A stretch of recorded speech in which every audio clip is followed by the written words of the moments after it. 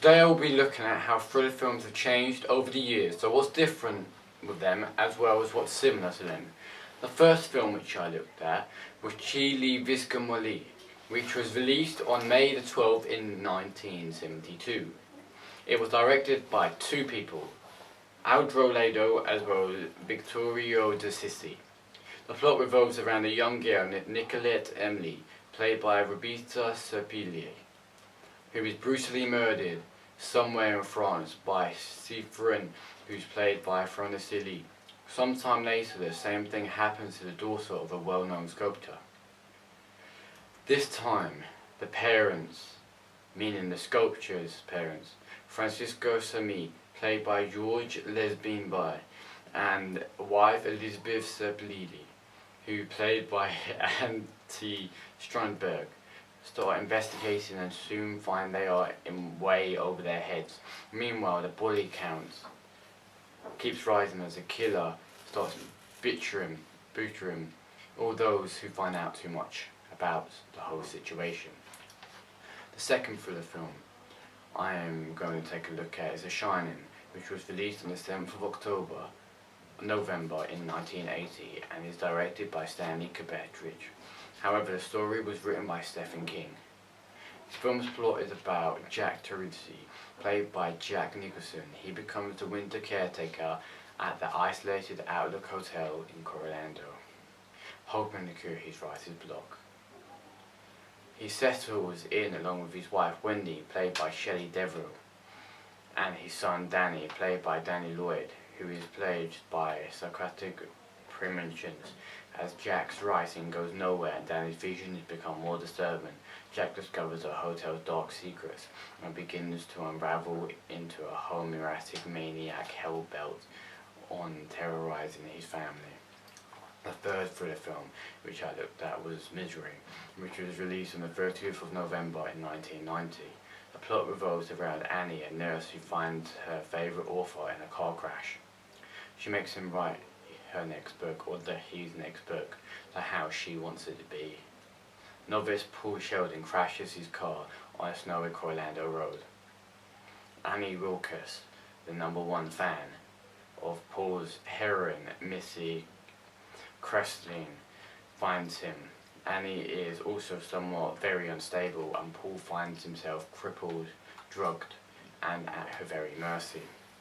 The fourth film that I looked at was The Cell, which is a fantasy science fiction thriller and was released on August the 17th, 2000.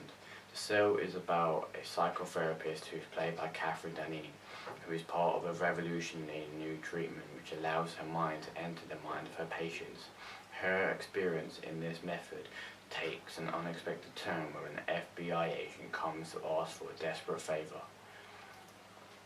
They had just tracked down a notorious serial killer, Cole Stranger, whose MO is to adopt women one at a time and place them in a secret area where they are kept for about 40 hours until they are slowly drowned.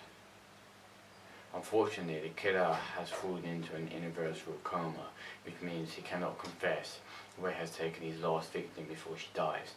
Now Catherine Deneen must race against time to explore the twisted mind of the killer to get the information she needs. But Stranger's damaged personality poses dangers that threaten to overwhelm her. The last thriller film I looked at was The Purge Election Year, which was released on the 1st of July 2016. The plot is in Washington, Senator Charlie Rone is disputed in the presidential election, running against a new founding fathers candidate minister, Elbridge Owens, played by Kylie Sator. She claims that the NFFA uses the purge for economic purposes to get rid of poor and sick people and is a favourite to him. The BFFA leaders plot a scheme revoking the protection of the government officials to kill Rome.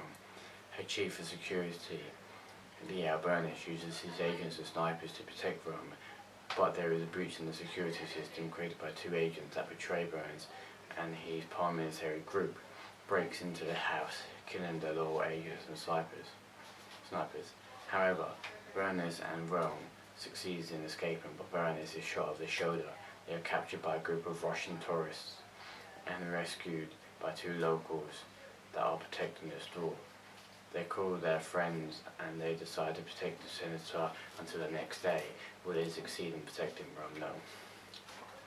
Thriller films have developed over time to include lots of different, very different subgenres, such as horror films as well as hybrid films such as crime thrillers, which has elements of a mystery and an action thriller within the same subgenre. One of the very first examples of a hybrid thriller is Little Red Riding Hood, which is about a psycho stalker fairy tale. Over the last 30 years, thriller films have evolved a lot, mostly due to technological advancements, as well as special effects, and our ever-evolving culture. The thriller film, proceeding in the 1940s to 1970s, were mostly, however, based on people's actual fears, as well as now they can be more scary even without proper fears due to the technological advancement within thriller films.